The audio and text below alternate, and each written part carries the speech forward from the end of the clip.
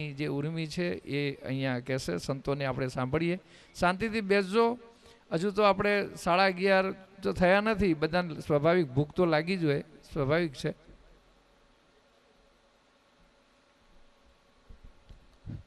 પરમ કૃપાળુ પરમાત્મા પરાત્પર પૂર્ણ પુરુષોત્તમ ભગવાન સ્વામિનારાયણ, વ્યાસપીઠ પર આરૂઢ વક્તા મહોદય શાસ્ત્રી સ્વામી રામકૃષ્ણદાસજી, સાથોસાથ સંહિતા પાઠના સર્વ વક્તાજ તેમજ દામોદામથી પધારેલા સર્વ સંતો અને ગામના સર્વવાલા ભક્તજનોને હેતપૂર્વક ભાવપૂર્વક જય સ્વામિનારાયણ.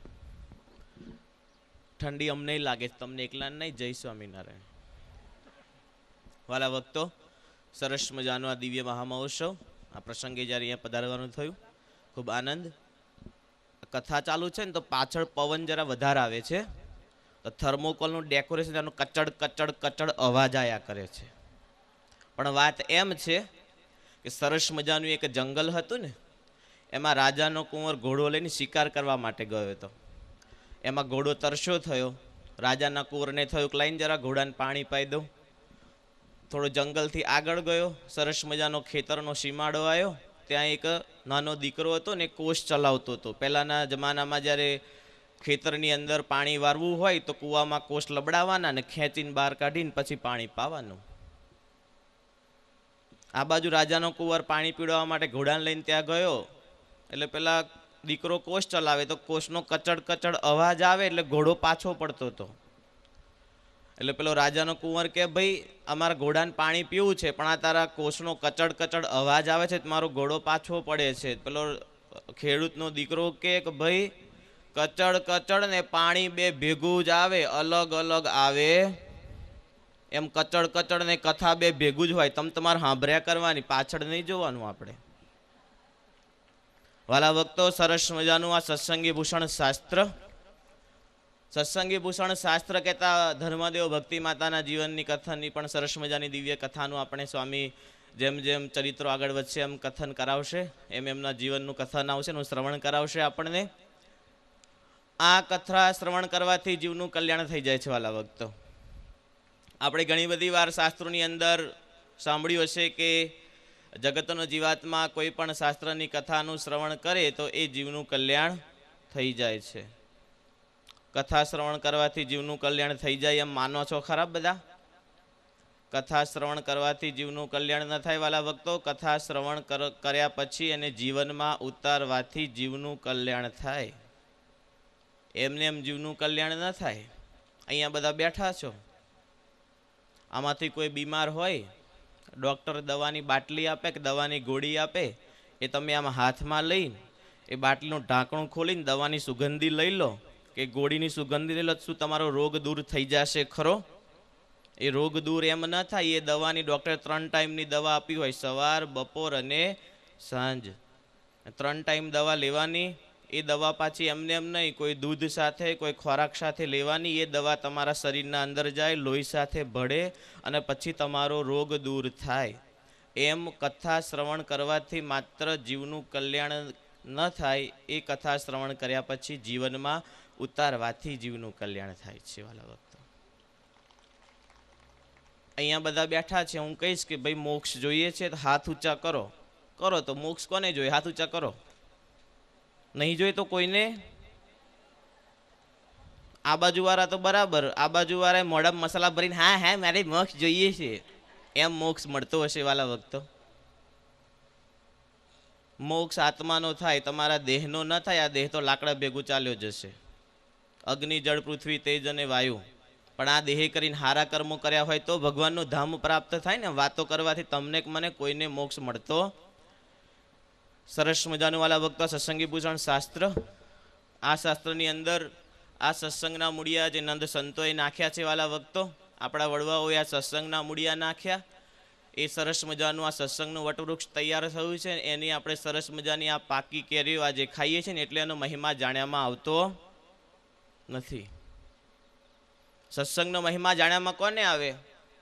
સરસ મજાનું ઘર હોય ને, ઘરના આંગણે સરસ મજાનો આંબો હોય અને આંબાની કેરી પાકી હોય અને દીકરાનો દીકરો એ આંબાની કેરી ખાતો હોય તો એને એનો મહિમા ન જણાય, પણ એના બાપાને એનો મહિમા જાણ્યામાં આંબો વાવતા કેટલા ચોમાસા ગયા, કેટલા ઉનાળા ગયા, કેટલી વાર ખાતર નાખ્યું, પિયત કર્યું, સરસ મજાની રખેવાળી કરીને તારા આંબો તૈયાર થયો છે. અને એની કેરી એના બાપાનો બાપો ખાય તેને મહિમા સમજાય, બાકી દીકરાના દીકરાને તૈયાર થાળીમાં મળી હોય એનો મહિમા એને જાણ્યામાં આવતો નથી. વાલા ભક્તો, આ તૈયાર થાળીમાં સત્સંગ મળ્યો છે ને એટલા માટે એનો મહિમા જાણ્યામાં નથી આવતો. બાકી આ સ્વામિનારાયણ સંપ્રદાય આપણને મળ્યો છે અને એમાંય પાછું વિચાર તો કરો વાલા ભક્તો, આ સરસ મજાના આપણને વક્તા મળ્યા જે પોતાની સુંદર મજાની શૈલીની અંદર આપણને કથાનું રસપાન કરાવે છે.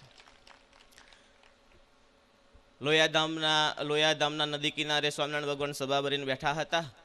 મહારાજ હરિભક્તોને ઉપદેશ આપતા હતા અને તે બહાર ગામથી બે સંતો ગામડામાં વિચરણ કરીને પધાર્યા. બે સંતો પધાર્યા એટલે મહારાજે બે સંતોને કહ્યું કે સંતો મજામાં? સંતોએ કહ્યું હા મહારાજ. કેવો સત્સંગ પ્રચાર? અરે મહારાજ બહુ સરસ. મહારાજે સહેજે સહેજે સ્વામીના મસ્તક ઉપર જોયું ને તો સ્વામીના કપાળની ઉપર વાગ્યાનું નિશાન મહારાજને દેખાયું. એટલે મહારાજે સહેજે સહેજે સ્વામીને પૂછ્યું, સ્વામી તમારા માથામાં શું વાગ્યું છે? કે તા કપાળમાં કંઈક વાગ્યા જેવું દેખાય છે, કંઈ થયું છે? સ્વામી કે ના મહારાજ, આ તો રસ્તામાં જરા લાકડું વાગી ગયું ને એ જરા છે. મહારાજને વિશ્વાસ ના આવ્યો, કારણ કે મહારાજે એક સ્વામીના મસ્તક ઉપર સોળ ના જોયું, બીજા સ્વામીનો હાથ ખુલ્લો દેખાયો ને તેના ઉપર પણ સોળ હતી. મહારાજે બંને સંતોના ખેસ ખેંચ્યા ને તારા આખા શરીરે લીમડાના સોટાથી મારેલા હતા ને એવા મોટા મોટા સોળ ઉપજેલા હતા. વાલા ભક્તો, આ સત્સંગી ભૂષણ શાસ્ત્રની અંદર આવશે કે આ સત્સંગ આ સંતોએ કેમ કરીને કરાવ્યો છે. સ્વામિનારાયણ ભગવાને કહ્યું, સંતો ગામો ગામ જજો અને અમે જેવા પ્રત્યક્ષ પ્રગટ પ્રમાણ છે ને અમારી મૂર્તિનું સ્વરૂપ આ જગતના જીવને સમજાવજો, આ કળિયુગની અંદર ભગવાન વિરાજમાન છે એમ. ત્યારે લોકો સંતોને વાલા ભક્તો કોઈ પથ્થર મારતા, કોઈ ગાળ દેતા, કોઈ સંતોના માથા ફોડી નાખે, કોઈ સંતોના પગ ભાગી નાખે અને સંતો ગામડાઓ ફરીને પાછા આવે ને ત્યારે મહારાજ કે સંતો આ શું? ત્યારે સંતો કે મહારાજ દક્ષિણાન ધોત્યા, બીજું શું? વાલા ભક્તો, એવી રીતે આ સત્સંગ સરસ મજાનો આપણને મળ્યો છે. સરસ મજાના વક્તા પણ મળ્યા છે. આજે તો પ્રથમ દિવસ, પ્રથમ પ્રહરની કથા, છતાંય ઘણા બધા ભક્તો કથા શ્રવણ કરવા પધાર્યા છે. વાલા ભક્તો, તો બસ આ જ રીતે કથા શ્રવણ કરતા રહેજો. કાલુપુરવાસી નરનારાયણ દેવના ચરણ કમળમાં પ્રાર્થના આપ સર્વની મનોકામના પરિપૂર્ણ કરે. અસ્તુ. જય સ્વામિનારાયણ.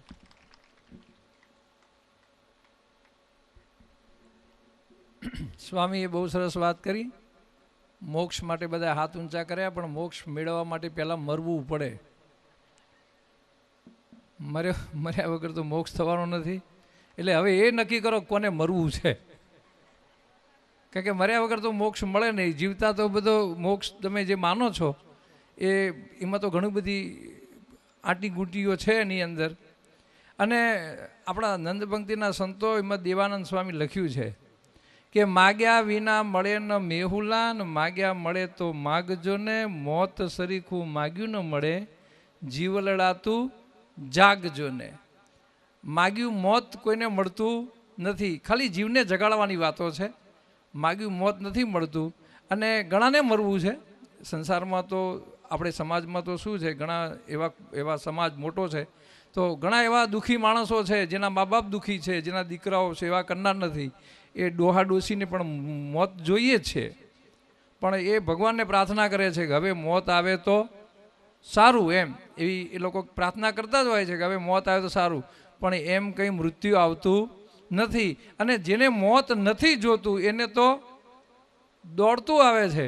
પણ જો તમારે મોક્ષ જોઈએ જ છે, મોક્ષ જો તમારે જોતો હોય તો ક્યાંય મરવાની જરૂર નથી, ક્યાંય જવાની જરૂર નથી. આ મોખાસણના મંદિરમાં, નરનારાયણ દેવના મંદિરમાં બિરાજમાન થયેલી જે મૂર્તિ છે એ મૂર્તિની અંદર જો એકાકાર થઈ જશો તો મોક્ષ તો આપણને મળેલો છે. અને એવા મોક્ષરૂપી ભગવાનના દિવ્ય ચરિત્રો વક્તા મહોદય જ્યારે સંભળાવી રહ્યા છે ત્યારે ચરિત્રોને બરોબર એનું મનન કરજો, એનું ચિંતન કરજો, એનો નિધિધ્યાસ કરજો તો જરૂર સાક્ષાત્કાર થશે, એમાં શંકાને સ્થાન નથી. હવે એક સ્વામી જે મોટાભાગે વિદેશ રહે છે એવા સદગુરુ સ્વામી વિવેક સ્વામી અત્રે વધારે. વિવેક સ્વામી આવે, નાથ દ્વારા જે મંદિર છે એના મહંતના શિષ્ય આવશે અને પોતાની જે વાણી છે રજૂ કરશે. વિવેક સ્વામી. બોલો સ્વામિનારાયણ ભગવાનની. સુંદર દિવ્ય મોખાસણ ગામ એની અંદર રજત જયંતિ મહોત્સવ અને એ જ નિમિત્તે આપણે શ્રીમદ સત્સંગી ભૂષણ એ શાસ્ત્રનો આપણે શ્રવણ કરી રહ્યા છીએ. જેવું શાસ્ત્ર એનો અર્થ જ એટલો દિવ્ય છે કે જે સત્સંગી હોય એ એનો મર્મ સમજી જાય. સત્સંગી કહેતો જે ભગવાનનો ભક્ત છે એવો, અને ભૂષણ કહેતા જે સત્સંગી માત્રને જે ભૂષણ રૂપ છે એવું શાસ્ત્ર જે શ્રવણ કરે ભગવાનની ભક્તિ, શ્રવણ ભગવાનના લીલા ચૈત્રો, એ જેમ મનુષ્ય હોય એ મનુષ્યને સોનાના ઘરેણો પહેરે ઘરાની અંદર તો એ એને ભૂષણ રૂપ હોય, પણ ભગવાનના ભક્તને તો ભૂષણ રૂપ શું છે? ભગવાનના લીલા ચૈત્રો, ભગવાનની ભક્તિ એ જ ભૂષણ રૂપ છે. એવું સત્સંગી ભૂષણ શાસ્ત્ર એનું આપણે આજે કથાનું શ્રવણ કર્યું. શરૂઆતની અંદર કથાનો મહિમા પૂજ્ય શાસ્ત્રી રામસ્વામી આપણને સમજાવ્યો. એ તો આપણા બહુ મોટા ભાગ્ય કહેવાય. આ કથા અને કથાની અંદર સંહિતા પાઠી સંતો પણ બિરાજમાન છે. કારણ કે કથાની અંદર વક્તાશ્રી તો આપણને પૂરેપૂરું, કારણ કે સમય આપણી પાસે બહુ ઓછો હોય, 5 દિવસ હોય તો 5 દિવસની અંદર કોઈ દિવસ પૂરેપૂરું શાસ્ત્રનો આપણને શ્રવણ કરવા મળે નહીં. પણ એ પૂરેપૂરો યજમાનશ્રીને પૂરેપૂરો લાભ, એનું પુણ્ય ક્યારે મળે? એ સંહિતા પાઠની અંદર બેઠેલા જે વક્તાઓ છે એ એનું પૂરેપૂરું શ્રવણ કરે ને ત્યારે એના યજમાનને એનો પૂરેપૂરો પુણ્ય પ્રાપ્ત થતું હોય છે. અને આપણી આ દિવ્ય સભા એની અંદર ધામોધામથી સંતો પણ પધાર્યા છે. હમણાં જ સભા સંચાલક પૂજ્ય વિશ્વપ્રકાશ સ્વામીએ વાત કરી કે હવે તો યુવાન સંતો જ બધા સભાની અંદર આવે છે. કારણ કે હવે નવા સંતો જેટલા બને, કારણ કે ઉંમરલાયક સંતો થાય, ભગવાનના ધામની અંદર, અક્ષરધામની અંદર જતા હોય, અને નવા સંતો બહુ એટલા બધા થતા નથી. જે છે આ યુવાન સંતો છે. એટલે હવે આપણને લગભગ બધા પ્રોગ્રામોની અંદર, કથાની વાર્તાની અંદર બધા યુવાન સંતો જ આપણને જોવા મળશે. એ આપણા આમ તો નવું જનરેશન કહેવાય. એટલે નવા જનરેશન પ્રમાણે જ આપણને બધી કથા વાર્તાનો પણ લાભ મળશે. વક્તા પણ યુવાન, સભા સંચાલક એ પણ યુવાન, અને સંહિતા પાઠની અંદર બેઠેલા સંતો એ પણ લગભગ યુવાન છે. ને બધા સંતો યુવાન એટલે આપણા બહુ મોટા ભાગ્ય કહેવાય કે આપણને આવા સંતોના દર્શન થઈ રહ્યા છે. સ્વામિનારાયણ ભગવાન અને સત્સંગ પણ અત્યારે આપણે જોઈએ છે કે બહુ યુવાન, દિવસે દિવસે આપણો સત્સંગ યુવાન થતો જાય છે. સ્વામિનારાયણ ભગવાન યુવાન ક્યારે થાય? આપણો સત્સંગ, ભગવાનની જેટલી ભજન ભક્તિ કરીએ, ભગવાનને આપણે હૃદયની અંદર જેટલા વધારે ધારણ કરીએ ને એટલો સત્સંગ પણ યુવાન થાય ને આપણે પણ એટલા જ યુવાન થઈએ. સ્વામિનારાયણ ભગવાન વખતે પણ એવા ભક્તો હતા કે અખંડ ભગવાનનું સ્મરણ રાખતા. સ્વામિનારાયણ ભગવાનનું સ્મરણ અખંડ, સવારે સોજે, રાત્રે સૂતી વખતે પણ ભગવાનનું સ્મરણ કરીને સૂવે, અને સવારે જાગે ને તો પહેલાં સ્વામિનારાયણ મહારાજ એવી રીતના ભગવાનને યાદ કરતા. એવા જ એક ભક્ત હતા, રોજ ભગવાનને યાદ કરે. સવારે ઉઠે ને એટલે પહેલાં સ્વામિનારાયણ ભગવાન મહારાજ આમ જોરથી બૂમ પાડે, આમ શરમાય નહીં. સ્વામિનારાયણ ભગવાને શું કીધું? ભગવાનનું ભજન છે ને ઉચ્ચ સ્વરે કરવું, શરમ બધી મૂકી દેવી. બધા જગતના ઘણા બધા એવા કામ કરે છે જે શરમ જેમાં રાખવા જેવી છે ને એ રાખતા નથી. ને ભગવાનનું સ્મરણ કરવામાં, ભજન ભક્તિ કરવાની હોય ને તો એમાં લોકોને શરમ આવે. મંદિરની અંદર ભગવાનના કીર્તન ગાતા હોય અને પછી કોઈ કહે ને કે ભાઈ એ કીર્તન ગાને, તો કે મને શરમ આવે, હું કોઈ દિવસ બોલું નહીં. એમાં જેમાં દારૂ પીવામાં, સિગરેટ પીવામાં, તમાકુ ખાવામાં જેને શરમ રાખવાની છે એમાં શરમ રાખતા નથી. અને ભગવાનની ભજન ભક્તિ કરવામાં શરમ આવે. પણ જે ભગવાનનો ભક્ત હતો ને, રોજ સવારે ઉઠે ને જોરથી સ્વામિનારાયણ એમ મહારાજને યાદ કરે. તો એક વખતે આવી રીતના જોરથી મહારાજને યાદ કર્યા ને ડેલો ખખર્યો, દરવાજો ખોલ્યો ને તો સામે સ્વામિનારાયણ ભગવાન માણકી ઉપર અસવાર, સ્વામિનારાયણ ભગવાન ડેલાની આગળ જ ઊભા હતા. પેલા ભક્તને એમ કે મહારાજ અત્યારે ક્યાંથી? ત્યારે મહારાજ કહે કે બસ તમે અમને યાદ કર્યા અને અમે આવ્યા. તો પેલો ભક્ત કે મારે તો રોજની ટેવ છે કે સવારે ઉઠીને પહેલાં મહારાજ તમને યાદ કરવાના. તો ભગવાન કહે કે મારે પણ ટેવ છે, જ્યારે મને ભગવાનનો મારો ભક્ત કોઈ મને યાદ કરે ને એટલે હું તરત ત્યાં હાજર થઈ જાઉં છું. તો આપણા પણ મોટા ભાગ્ય કહેવાય આવો રજત જયંતિ મહોત્સવ. કોઠારી ગોવિંદભાઈ એમના અમારે તો વર્ષોથી ઓળખાણ છે, અને એમને ખૂબ મહેનત કરી, યજમાન પરિવારે પણ ખૂબ મહેનત કરી, સાથ સહકાર આપીને આ મહોત્સવને દિવ્ય બનાવ્યો છે. તો આપણા મોટા ભાગ્ય આવો લાભ મળ્યો, કથા વાર્તાનો લાભ મળ્યો. તો કથાની અંદર શ્રવણ કરી અને જીવનની અંદર એમાંથી કંઈક ઉતારશો. અને જે દુર્ગુણો છે, સત્શાસ્ત્રની અંદર એમ લખ્યું છે કે કુસંગીના ફેલમાં સત્સંગીના રોટલા. આમ તો આ બધાને કંઈ રોટલા તો કાયમ મળવાના જ, કે જેણે ભગવાનનું શરણ સ્વીકાર્યું અને રોટલા તો મળવાના જ છે. પણ કુસંગનો ત્યાગ કરી, કારણ કે ઘણાને ઘણી જગ્યાએ ડોલરનું અત્યારે એટલું બધું આવી જાય છે ને વિદેશથી, તો પછી રસ્તો થોડો ફંટાઈ જાય છે. સત્સંગનો રસ્તો સ્ટોપ થઈને બીજો રસ્તો આવી જાય છે, તો એ રસ્તો છોડી અને ભગવાનનું શરણ સ્વીકારી આવું સુંદર મંદિર છે તેની અંદર જઈને ભગવાનની ભજન ભક્તિ કરી અને આપણું જે આત્યંતિક કલ્યાણ એને સુધારશે, તો જ આ ઉત્સવો જે થાય છે એનો સાર્થકતા કહેવાય. જય સ્વામિનારાયણ. સ્વામીએ ખૂબ નાની એવી ટકોર કરી કે ડોલર કરતાં ડોલરીઓ મોટો છે. ડોલર કરતાં ડોલરીઓ મોટો છે. અને જે આ એની જ ઈચ્છાથી, ડોલરિયાના ઈચ્છાથી ડોલર મળે છે. એ બધી ભગવાનની કૃપાનું ફળ છે. સ્વામિનારાયણ ભગવાન, મેં કીધું ને તમને સવારે પહેલાં કીધું હતું કે ભગવાન સ્વામિનારાયણને આ મોખાસનની ધરતી ઉપર આવે 205 વર્ષ પૂરા થાય છે. કેટલા? 205 વર્ષ. મહારાજ 1868ની સાલમાં આ મોખાસન ગામની ધરતી ઉપર પહેલી વખત જ્યારે પેલી છત્રી છે ને પેલી ભાગોળે, ત્યાં મહારાજ પધારેલા. 2 ભક્તોના નામ લખ્યા છે ભૂમાનંદ સ્વામીએ. રાયચંદભાઈ પટેલ લખ્યું છે અને જેઠાભાઈ પટેલ ભક્તો લખ્યા છે. કદાચ કોઈના વંશમાં આવતા હશે, પણ કદાચ ત્રીજી પેઢીઓ યાદ નહીં હોય. તમને પેઢી યાદ છે? લગભગ તો ચોથી પેઢી તો સુધી લગભગ હું માનું ત્યાં સુધી લગભગ કોઈને ચોથી પાંચમી પેઢીથી વધારે યાદ નહીં હોય. કારણ કે તમે બધા ઘરડાને ક્યાં યાદ રાખો છો?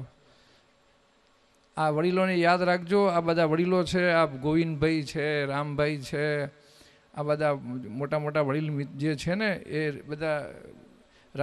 ગોવિંદભાઈનો એક મને ગુણ બહુ ગમેલો. પહેલાં શરૂઆતથી જ્યારે મેં આવતા ને મંદિરે ત્યારે ગોવિંદભાઈ એક જ કહેતા કે સ્વામી વચનામૃત વાંચો, વચનામૃત. કારણ કે એને શું હતું કે સ્વામિનારાયણ ભગવાન સર્વોપરી છે અને સર્વ અવતારના અવતારી છે. એના સિવાય દુનિયામાં બીજો કોઈ ભગવાન છે નહીં અને ભવિષ્યમાં થવાનો પણ નથી. એવી એની એક હૃદયની ભાવના હતી. અને એક ચરિત્ર પણ એવું બહુ સરસ છે કે મહારાજ સોરઠમાં એક ગામમાં ગયેલા ત્યારે મૂળજી બ્રહ્મચારી શ્રીજીની સાથે હતા. પછી બ્રહ્મચારીને કહે તમે કંઈક ભિક્ષાવૃત્તિ માટે જાઓ ગામમાં. બ્રહ્મચારી ગામમાં ગયા એટલે મહારાજનો પોતાનો પોશાક તો શ્રીજીમાં તમને ખબર છે ને, 3 છોકલાની પાગ ને જરિયાની જામો ને મોજડી, કેવો સરસ મજાનો સુરવાળ ને આમ આવે તો રાજા મહારાજ જેવા લાગે શ્રીજી મહારાજ. અને રાજાના રાજા તો છે જ, પણ દુનિયામાં જ્યારે આ પૃથ્વી ઉપર મૂર્તિમાન જ્યારે મહારાજ પધારે ત્યારે રાજા જેવા લાગે. ત્યારે એક માતાજીના મંદિરે શ્રીજી મહારાજ બેઠેલા, માતાજીના મંદિરે. અને ગામમાંથી 4-5 સદગ્રહસ્થો બધા આવ્યા. ત્યાં આમને જોયું કે કોઈક મોટો રાજવી લાગે છે. એટલે જૈન મહારાજ પાસે આવ્યા પૂછ્યું તમે કોણ છો? એવું સદગ્રહસ્થો બધા ગામના આગેવાન 4-5 જણા હતા. એને પૂછ્યું મહારાજને તમે કોણ છો? એટલે મહારાજને કઈ રીતે કે હું ભગવાન છું? એમ જો ભગવાન કહે તો કોઈ માને નહીં. એટલે શ્રીજી મહારાજે તરત પૂછ્યું આ ડેરામાં કોણ છે? બાજુમાં માતાજીનું ડેરું હતું. એટલે મહારાજે પૂછ્યું કે આ ડેરામાં કોણ છે? ત્યારે પેલા બોલે એમાં તો અમારી માં છે. ત્યારે સ્વામિનારાયણ ભગવાન કે અમે એના ધણી છીએ, જા અમે એના ધણી છીએ. એવા પુરુષોત્તમ નારાયણ, એવા સહજાનંદ સ્વામી, એવા સ્વામિનારાયણ ભગવાન એ આ મોખાસનની પ્રસાદીની ધરતી, આ ધરતી પર પધારી મહારાજે જે કરુણા કરી છે, જે કૃપા દ્રષ્ટિ કરી છે, એ કૃપા દ્રષ્ટિનું ફળ આજે 25મા રજત જયંતિ મહોત્સવની અંદર જ્યારે આપણે ઉજવી રહ્યા છીએ ત્યારે આ ભક્તોએ ખૂબ લાભ લીધો છે. અહીંયા આપણે સભાને સમાપન તરફ લઈ જઈએ છીએ. સાંજે બહાર ગામથી ભક્તો બધા પધાર્યા છે, ઘણા બધા ભક્તો આવ્યા છે બહાર ગામથી. તો જે નારદીપુરથી પરમ ભક્ત લાલજીભાઈ સાહેબ પણ પધાર્યા છે. બીજા ભક્તોના જે નામ છે કદાચ મને આપો હોય તો. નારદીપુરના પરમ ભક્ત લાલજીભાઈ માસ્તર, જો કે હવે તો રિટાયર્ડ થઈ ગયા છે, પણ આવો સ્વામીના આશીર્વાદ લઈ જાઓ. બાર ગામથી જો ભક્તો આવ્યા હોય, સગા સંબંધી સ્નેહીજનોના આમંત્રણને માન આપીને પધાર્યા હોય તો એ તમામ ભક્તોને નમ્ર વિનંતી છે કે આવો સ્વામી પાસે. અને બાર ગામથી ભલે પધાર્યા હોય, જાઓ આવો. નામ મને આપજો જરા. એટલે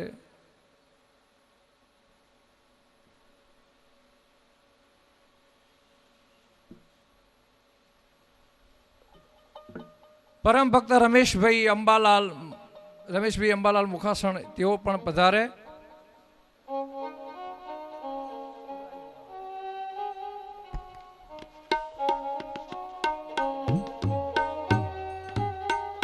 પરમ ભક્ત શ્રી પ્રહલાદભાઈ માસ્તર તેઓ સ્વામિનારાયણ સ્વામિનારાયણ સ્વામિનારાયણ સ્વામિનારાયણ